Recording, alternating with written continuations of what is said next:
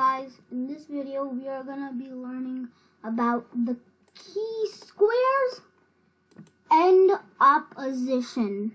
And welcome to episode 2 of my Endgame Bootcamp. In this video, as I just mentioned, we are just going to learn about the key squares and opposition. Opposition is a term where say the king was actually here. Opposition is just when there are X amount of squares, like they're facing, and X amount of squares is in between them. There's a distance opposition and opposition. Distance opposition is if the king were here, and opposition would be if the king was here. So let's get started.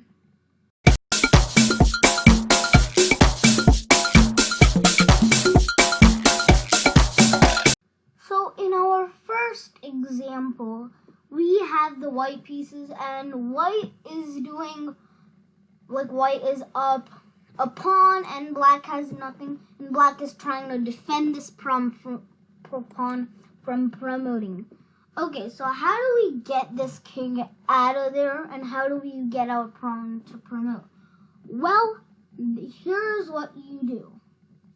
If it were black's turn in this game, it would be just a draw, because then the king could move here and it's a draw.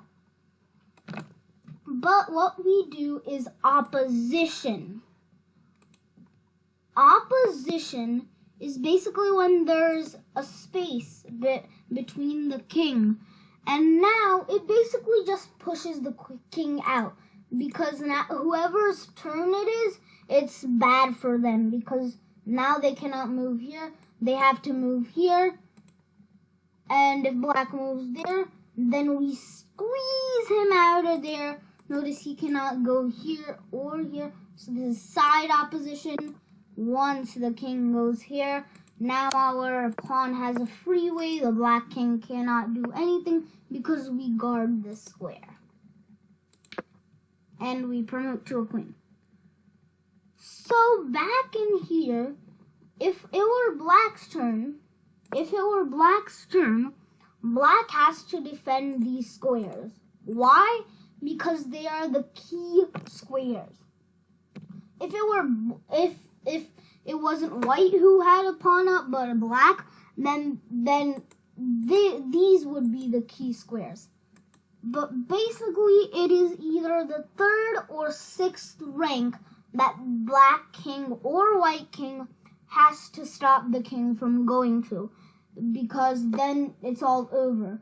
Oh, and also, if the king moved to F8, then again, we just squeeze the king out. I mean, it's not a mate in some moves, but we'll eventually get there. Now it's a mate in 19, a mate in 18, mate in 17 now, no, mate in 4, now mate in 13.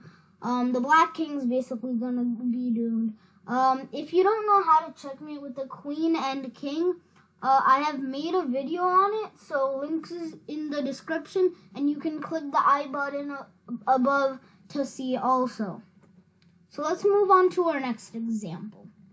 In this example, we again have the white pieces, and this is a test. What do you do now? Pause the video and figure out.